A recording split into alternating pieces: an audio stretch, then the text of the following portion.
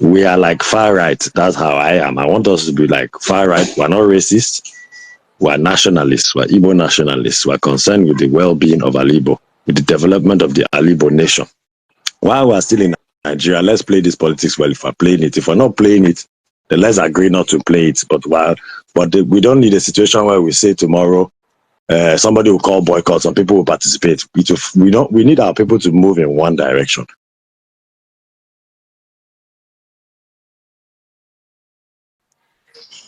Welcome, brother. Welcome. Welcome. Yes. Welcome again. Not at Welcome home. to this So, in case any of you hear my mama shouting my name, just excuse me. I mean, it is. People having their mothers right now is golden. My mama, does not have she will call me like a bushwoman. Say, okay, Chuku, come and do this for me. I say, okay, old school now. Anyway, it's good to be here again. Welcome. You're trying hard. Yeah, welcome, brother. Welcome. You're trying hard. Somebody has reached out to me. You know that someone's reached out to me from Germany. I need more people to contact me so that we can get things going. We are. I intended to make a broadcast especially for that tomorrow, because I chose tomorrow because today, our people are soccer eccentric, football. So I believe most of them are in many viewing centers now. Not much holding or looking at their phone for Facebook and updates. So I believe by tomorrow, after Nigeria must have played, they will be online back. So welcome, brother Okechukwu. Okay. Welcome. Please introduce yourself. Introduce yourself to our viewers all around the world. Thank you. I'm Okechukwu Okonjo. I'm from Ogwashuku, which is Anyoma, part of Alibo, Western Igbo. And like I've said before, I'm looking forward to the development of our Igbo nation. So I do what I can for our people. But it's not a one man's business. It's something we have to do collectively. We have to work together for our own progress. I'm not just concerned with the unity of Igbo. I'm concerned with the development of our homeland.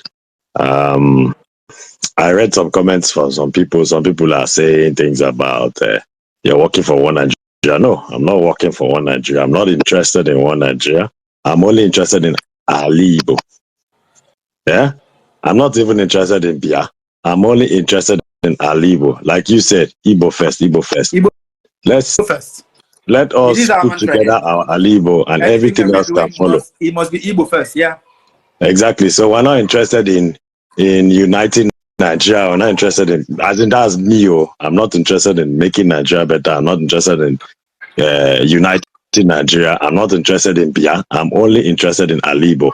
Let us unite our people. Let us develop our homeland. So that's what I'm interested in, of course. So I will plead with our people. Let's not spoil what Brother Chukwuemeka is trying to do, because I've been reading comments, and what we need now is to pull our people together more than anything else. Let us secure some kind of, look at the European Union, for example. They got together, they brought their people together. Hitler tried bringing people together with force. It didn't work. But if you notice now, the Austrians and the Germans are the same people, but they've come together through the EU. And they started with economic things. They started with the economy, doing trade, doing things. An economic area, common, now they have a common market and all that. So that's what we should try and maybe look at some of these bodies and try and copy something from them and use it to bring our people together. So the charity organization, the charity work, the community work, I think is very good. It's showing love. We're showing love, brotherly love to our next door Igbo people. Igbo people that have been forgotten, or we bring them closer by showing love. We build trust. Then we can talk about the political action. Then we eventually, so everything has its timing, We have our political action where we decide, okay, we want to do this, we want to do that, We hold our governors accountable. They will tell us what they're using their money for, We put in people that have been made to think the way we think inside the system. People who are thinking of Alibo only, people who are Igbo-centric, let them be the ones filling up official positions in government. People who are thinking their heart and mind and soul is for Alibo only. We are like far right. That's how I am. I want us to be like far right. We're not racist. We're nationalists. We're Igbo nationalists. We're concerned with the well-being of Alibo, with the development of the Alibo nation. While we're still in Nigeria, let's play this politics well if we're playing it. If we're not playing it, then let's agree not to play it. We don't need a situation where we say tomorrow somebody will call boycott, some people will participate. We need our people to move in one direction. Let's get okay. Are you there?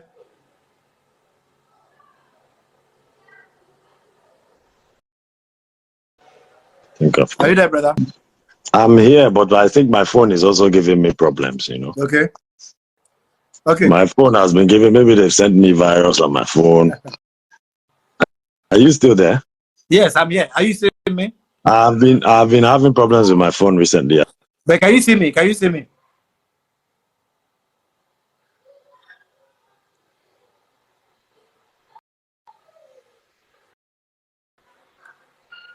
See me. Maybe you should send me a new request and I come in again. Can you see me? No. Can you see me? No, it's all hanging. You can't see me? Wow. I will come out and I'll come in again. All right. All right. Just tell me when you're ready. Please tell me when you are ready, okay? All right, my people, that was our brother Okechukwu Okonjo. Okechukwu Okonjo. I mean, relates with the name Okonjo. We have Okonjo Iwana. We have Okechukwu Okonjo. All of them from Ogwashuku. I think they might be related somehow. But then, that's our brother from Ogwashuku in Anyocha. Oshimili local government area, yeah? Oh no, I think, yeah. Okay, okay. All right. I will add you up. I will add you up right now. I will add you up right now.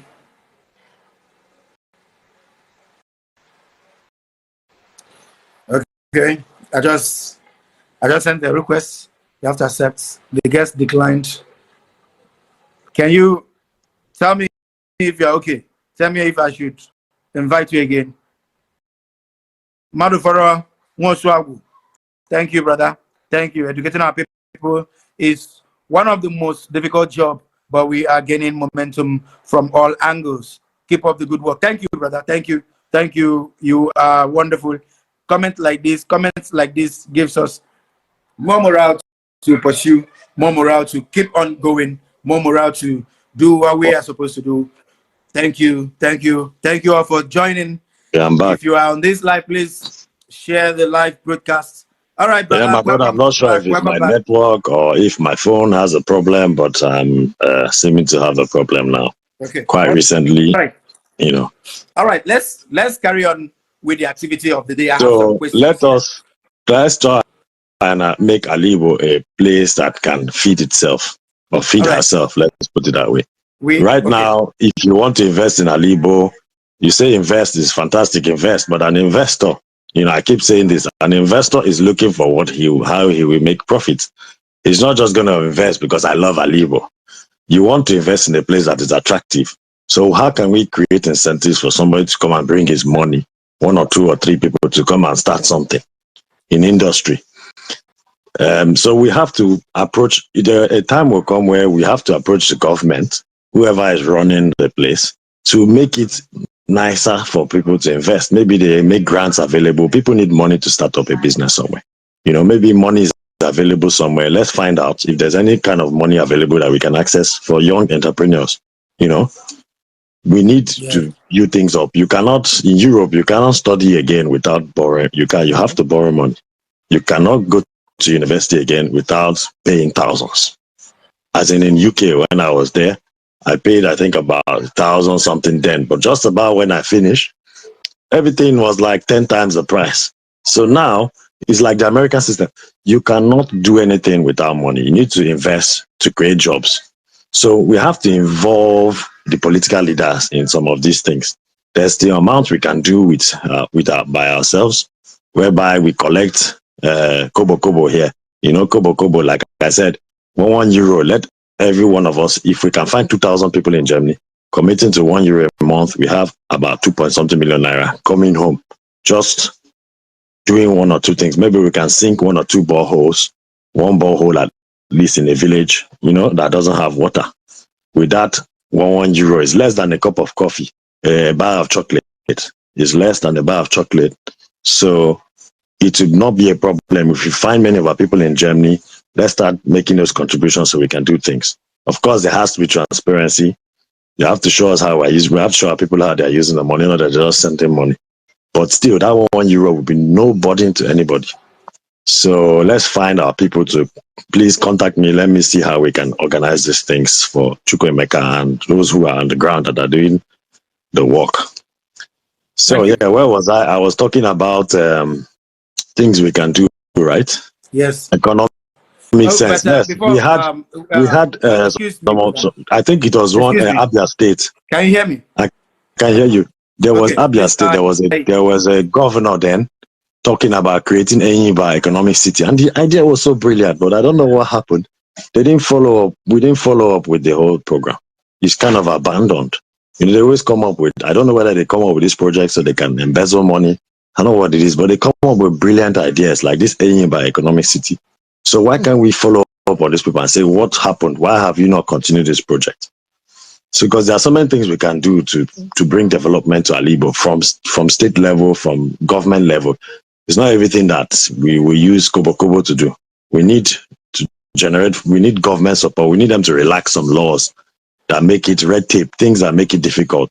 Like now, you can go and buy land maybe cheaper in Lagos, in some parts of Lagos, Ibadan, Yoruba land, or in the north. So our people will prefer going there, even though there's high risk. Our people are risk takers, because if not, they won't be venturing to other parts of Nigeria and getting killed. But so how can we make it? We should be thinking, not just saying come and invest. We should be thinking, how can we make it attractive for our people to come home and invest? Let's make it easier for them to have access to land, to certain things that will make it attractive for an investor himself, not just out of love for Igbo. You understand? There has to be profit from that venture. He has to see profit in it before he will bring his money. So we have to make investment attractive, and that's one of the things we have to do. So I think I've talked enough. Okay, brother. Honestly, your idea, they are golden, and I know that definitely we will come to that point where we will now be, working with these blueprints, because they are golden. But then today is the 27th of January. The month is already ended. We are having a conference coming up, and coming up next month, 24th. Not up to 30 days from now. So we have a lot of preparations to make. But then today I want us to talk about the Igbo identity crisis.